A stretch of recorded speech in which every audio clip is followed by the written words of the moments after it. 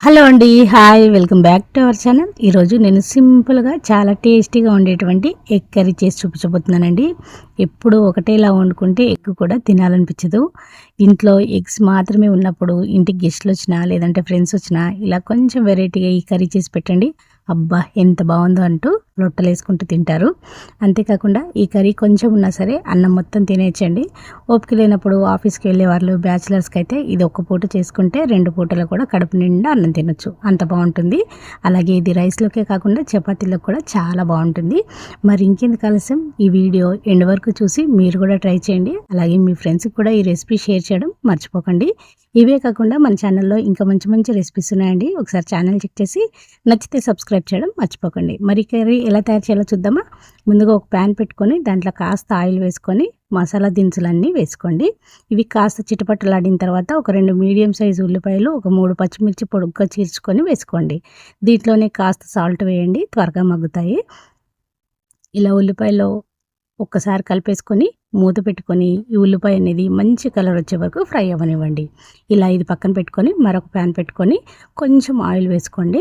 ఇప్పుడు మనము ఆమ్లెట్ వేసుకుందాము. ఇది ఇలా బీట్ చేయకండి, ఇలా డైరెక్ట్గా వేస్తేనే దీని టేస్ట్ బాగుంటుంది. ఇప్పుడు ఒక బౌల్లో కొంచెం ఉప్పు కారం వేసుకొని ఇలా 2 మిక్స్ చేసుకొని ఆమ్లెట్ పైన వేసుకోండి. ఇలా వేస్తే మనకి ఆమ్లెట్ అనేది చప్పగా ఉండదండి, తినేటప్పుడు కాస్త టేస్టీగా ఉంటుంది. మనం ప్లేన్ది వేస్తే మనకి ఆమ్లెట్ తినేటప్పుడు కొంచెం చప్పగా అనిపిస్తుంది. కాబట్టి ఇలా కొంచెం ఉప్పు కారం లేదంటే మీరు పెప్పర్ పౌడర్ అయినా కొంచెం పైనుంచి అలా చల్లుకొని 2 వైపులా మంచి కలర్ వచ్చే వరకు ఫ్రై చేసుకోండి. ఇలా ఫ్రై చేసుకొని మీకు ఎన్ని ఆమ్లెట్లు కావాలో అన్నీ వేసుకొని పక్కన పెట్టుకోండి. నేనైతే 4 కావాలి, 4 వేసి పక్కన పెట్టుకున్నాను. ఈ ఆమ్లెట్లన్నీ వేసుకునే లోపు మనకి పక్కన ఉల్లిపాయలు అనేది ఇలా చక్కగా ఫ్రై అయిపోయి ఉంటాయి చూడండి. ఇది చేసుకోవడానికి మనకి ఎక్కువ టైం పట్టదండి, త్వరగా అయిపోతుంది. అలాగే టేస్ట్ కూడా బాగుంటుంది. టైం లేదు కానీ వెరైటీస్ చేయాలన్నప్పుడు ఇలా ట్రై చేయండి, చాలా బాగుంటుంది. ఇలా ఉల్లిపాయలు వేగిన తర్వాత ఒక 2 మీడియం సైజు టమాటాలని మిక్సీ జార్లో వేసుకొని మెత్తగా పేస్ట్ చేసి వేసుకున్నా.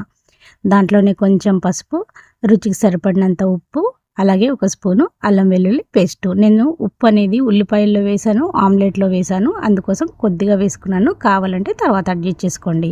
ఒకేసారి వేసుకుంటే మనకి ఉప్పుగా ఉంటుంది కూర, కాబట్టి చూసి వేసుకోండి. ఇలా అన్నీ వేసుకొని ఇప్పుడు అల్లం వెల్లుల్లి టమాటాలు కూడా పచ్చివాసన పోయే వరకు ఒక 2-3 నిమిషాలు అలా ఫ్రై చేయండి. చూడండి ఆయిల్ అంతా ఇలా పైకి వచ్చేసిందంటే మనకి చక్కగా ఫ్రై అయిపోయినట్టే. ఇప్పుడు ఇలా బాగా ఫ్రై అయిన తర్వాత మనకి రుచికి సరిపడినంత కారం వేసుకోండి. నేనైతే 1 స్పూన్ వేస్తున్నానండి. దీంట్లోనే ఒక 1/2 టేబుల్ స్పూన్ వరకు గరం మసాలా వేసాను. ఎక్కువ వాటర్ కాకుండా ఒక చిన్న గ్లాసుడు వాటర్ కూడా వేసి ఇప్పుడు ఇవన్నీ బాగా కలిసేలాగా ఒకసారి అలా కలిపేసుకోండి. మీకు ఇంకా కొంచెం గ్రేవీలాగా కావాలంటే మరికొన్ని వాటర్ అనేది యాడ్ చేసుకోవచ్చు. ఇలా వాటర్ వేసి ఉప్పు కారం అనేది ఒక్కసారి టేస్ట్ చూసుకోండి.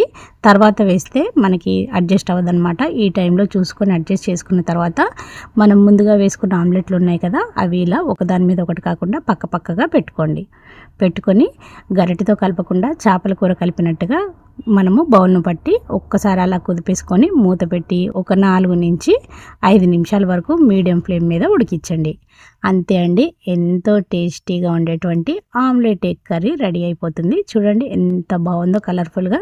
ఇది మనకి ఓపిక లేనప్పుడు తక్కువ టైంలో మంచి డిష్ తినాలి అనిపించినప్పుడు ఇలా ట్రై చేయండి, చాలా బాగుంటుంది. ఎగ్గే కదా ఏం వెరైటీస్ ఉంటాయి అనుకుంటాం, కానీ చేస్తే ఎందులో అయినా వెరైటీస్ ఉంటాయి. అలాగే అంతే టేస్టీగా కూడా ఉంటుంది. ఇది ఒక్క ఆమ్లెట్ పెట్టుకుంటే మీరు అన్నం మొత్తం తినేయచ్చు. చపాతీలకు కూడా చాలా బాగుంటుందండి, జొన్న రొట్టెలకు కూడా బాగుంటుంది. ఒకసారి మీరు కూడా ఈ కర్రీ అనేది ట్రై చేయండి. ఇదివరకు ఎవరైనా చేసిన వాళ్ళు ఉంటే కామెంట్ చేయండి. మరి ఇంకెందుకు ఆలస్యం, మీరు కూడా ఈ ఎగ్ కర్రీ ట్రై చేసి ఎలా వచ్చిందో నాకు కామెంట్ చేయండి. అలాగే మీ ఫ్రెండ్స్కి కూడా ఈ వీడియో అనేది షేర్ చేయడం మర్చిపోకండి. ఇలా 15 నిమిషాల్లో మంచి కర్రీ రెడీ చేసుకొని వేడి వేడి అన్నంలో ఒక్క ఆమ్లెట్ కొంచెం గ్రేవీ వేసుకుంటే మీకు అన్నం అంతా తినేయచ్చండి. కొంచెం కూరతో అన్నం అంతా తినేయచ్చు, అంత బాగా అన్నం కలిసిపోతుంది. మరి ఇంకెందుకు ఆలస్యం, మీరు కూడా ట్రై చేయండి. ఇవే కాకుండా ఒక్కసారి ఛానల్ చెక్ చేయండి. రెసిపీస్ నచ్చితే సబ్స్క్రైబ్ చేయడం మర్చిపోకండి. Thank you.